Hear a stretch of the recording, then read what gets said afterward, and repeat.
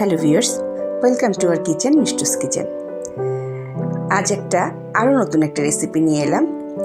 চিংড়ি মাছ দিয়ে পুর ভরা শিমলা মরিচ। খুবই দারুণ লেগেছে খেতে, এই জন্যই আপনাদের সাথে শেয়ার করলাম। তো চলুন কিভাবে করছি। এই যে মরিচটা হচ্ছে শিমলা মরিচ বলে এই মরিচটাকে, অনেকে ক্যাপসিকাম মরিচ বলে থাকেন। ক্যাপসিকাম মরিচটা না, আসলে এটা শিমলা মরিচই বলা হয়। এই মরিচটা আসলে ঝাল বলতে তেমন কিছুই নাই, একটা স্মেল আছে, কিন্তু ভালো লাগে, মোটামুটি ভালো লাগে। যারা ঝাল পছন্দ করেন না তারা কিন্তু এভাবে করে খেতে পারেন। বা এই পুর ভরাটাতে খুবই ভালো লেগেছে। প্রথমে চিংড়ি মাছ নিয়ে নিলাম আমি কয়েকটা, তারপরে আদা নিয়েছি হাফ চামচ, রসুন হাফ চামচ, এখন নিয়ে দিচ্ছি 2 টেবিল চামচের মতো নারকেল বাটা। আপনারা একটু সরিষাও নিতে পারেন, আমি সরিষাটা আর দিইনি। কয়েকটা কাঁচামরিচ দিচ্ছি আর দিব পেঁয়াজ। এই সব কিছু আমি এখন ব্লেন্ড করে নেব। ব্লেন্ড করে এটা আপনি কাঁচাও করতে পারেন, তবে কাঁচা পুর ভরার চাইতে পুরটা একটু রান্না করে ভরলে, যে আমি ব্লেন্ড করে নিয়েছি এভাবে করে, বা যাদের ব্লেন্ডার নেয় আপনারা বেটেও নিতে পারেন। নিয়ে এখন আমি একটু এটাকে রান্না করে নেব। রান্না করলে হয় কি, আমার আর টেনশন থাকে না। হ্যাঁ, তো অল্প একটু তেল দিয়ে দিলাম, বেশি তেল দেবো না, অল্প তেল দিয়েছি। তার মধ্যে আমার এই ব্লেন্ড করা যে চিংড়ি মাছের ব্যাটারটা বলতে সেটা দিয়ে দিলাম। এখন ভালো করে আমি একটু এটার সঙ্গে একটু লবণ দিব, একটু হলুদ দিব, একটু মরিচের গুঁড়া দিব, দিয়ে একটু 1 চিমটি একটু মিষ্টি দেবো। ওই যে নারকেল দিলাম, তারপরে এগুলো দিলাম, তো ভালো লাগে। আপনারা না দিতে ইচ্ছেগুলো আপনি দিয়েন না, তবে ভালো লাগে।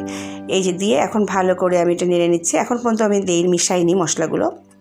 এই যে অল্প একটু লবণ দিচ্ছি, একটু হলুদ দেবো, দিয়ে দেবো একটু মরিচের গুঁড়া, একটু করে হলুদ দিচ্ছি, একটু মরিচের গুঁড়া। খুবই ইজি যদি মনে হয় আপনার কাছে, কিন্তু আপনি যদি মনে করেন না কঠিন অনেক কিছু, তাহলে অনেক কিছু। একটু চিমটি মরিচ আমি চিনির ছিটা দিয়ে দিলাম। তারপরে এটাকে আমি জাস্ট শুকিয়ে নেব। এখানে আপনি ধনেপাতা অ্যাড করতে পারেন, সরিষা অ্যাড করতে পারেন, আপনার মতো করে, যার যেটা। যে শুকিয়ে নিলাম। এখন কিন্তু পুরটা আমার পুরোপুরি রেডি হয়ে গেছে। পুরটা আমি চুলাটা বন্ধ করে দিয়ে একটু ঠান্ডা করতে দেয়। এদিকে আমি ব্যাটারটাকে রেডি করে ফেলতে পারি। চলুন ব্যাটারটা রেডি করে ফেলি। বেসন দিইনি আমি, এখানে কিছুটা চালের গুঁড়া দিয়েছি। যেটুকুন ময়দা দিয়েছি তার হাফ দিয়েছি আমি চালের গুঁড়া। চালের গুঁড়াতে বেশ মুচমুচ করে। তারপরে দিয়ে দিলাম ময়দা। সেক্ষেত্রে আপনি ময়দা, আটা, বেসন যেটা ইচ্ছা আপনি দিতে পারেন। হাতের কাছে যেটা থাকবে সেটা দিয়ে করে ফেলবেন, যে অনেক কিছু লাগবে সেরকম কিছু না।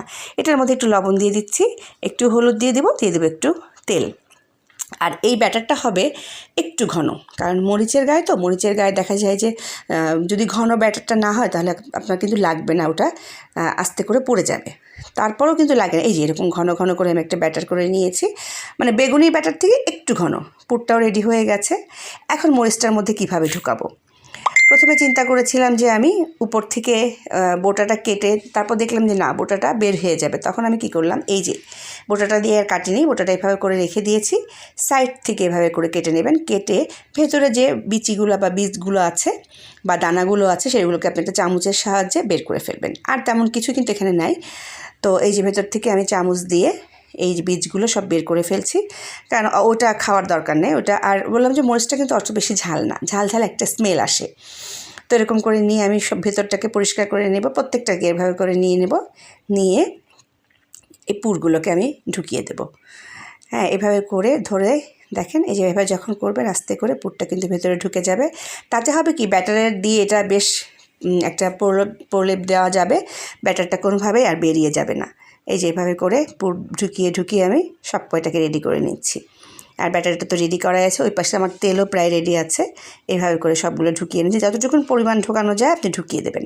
দিয়ে ভালো করে এভাবে করে রেখে দেবেন, তাহলে আর পুরটা বেরিয়ে যাওয়ার কোনো সম্ভাবনা। এইভাবে আমি সবগুলোকে ঢুকিয়ে নিয়েছি। দেখেন, সব পুরগুলো ঢুকিয়ে দিয়েছি। এখন আমি এই যে ব্যাটারটার মধ্যে আস্তে আস্তে করে, দেখেন এই যে একটু দেখিয়ে দিচ্ছি, কারণ ঘন ব্যাটার হওয়ার কারণেই কিন্তু দেখেন মরিচের গায়ে কিন্তু ওটা রয়ে গেছে। মরিচের গায়ে থেকে কিন্তু একেবারে ঝরে যায়নি।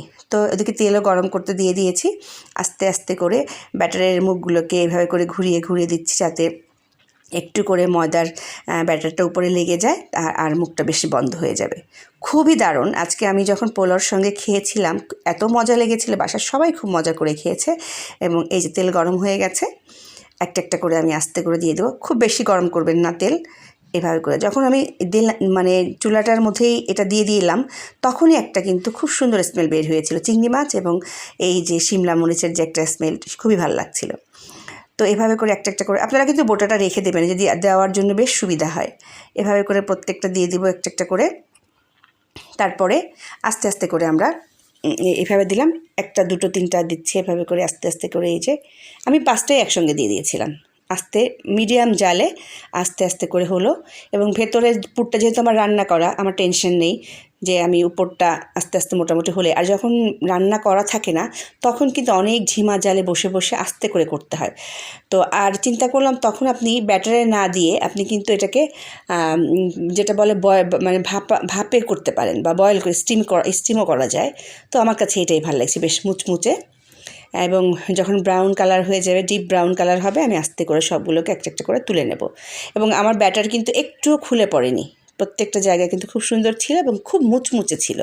এই যে চালের গুঁড়া দেওয়াতে, একটু তেল দেওয়াতে জিনিসটা খুব মুচমুচে হয়ে যায়। দেখেন প্রায় কিন্তু হয়ে আসছে। দেখতে যতটা হয়েছে কিনা, মানে এই যে আমি যখন দেখাবো, দেখার চাইতে খাবার মানে স্বাদটা অনেক বেশি ছিল, অনেক বেশি ছিল স্বাদটা। তো এভাবে করে প্রত্যেকটাকে আমি ভেজে নিলাম, নিয়ে প্লেটিং করে নিয়ে আসছি। আজকে আমার চিংড়ি পুরের শিমলা মরিচ। দেখেন এই যে খুবই দারুণ মুচমুচে। আমি দেখাতে পারতাম আপনাদেরকে, বা একটু খাইয়ে দেখাতে পারতাম, তাহলে বুঝতেন যে কতটা মজা হয়েছে। তো আমি জানি যে আপনারা বাসায় কিন্তু করে এভাবে করে এখন থেকে খেতে পারেন। এই যে শিমলা মরিচটা এইভাবে দেখে নিলেন। তো ভিউয়ার্স, অবশ্যই আপনারা বাসায় এভাবে করে খাবেন। আর যদি ভালো লাগে অবশ্যই লাইক দেবেন, কমেন্টস করবেন, শেয়ার করবেন। আর চ্যানেলটাকে অনেকেই দেখেন কিন্তু সাবস্ক্রাইব করবেন, প্লিজ সাবস্ক্রাইব করে দিবেন। থ্যাংক ইউ সবাইকে আজকে এই রেসিপিটা দেখার জন্য।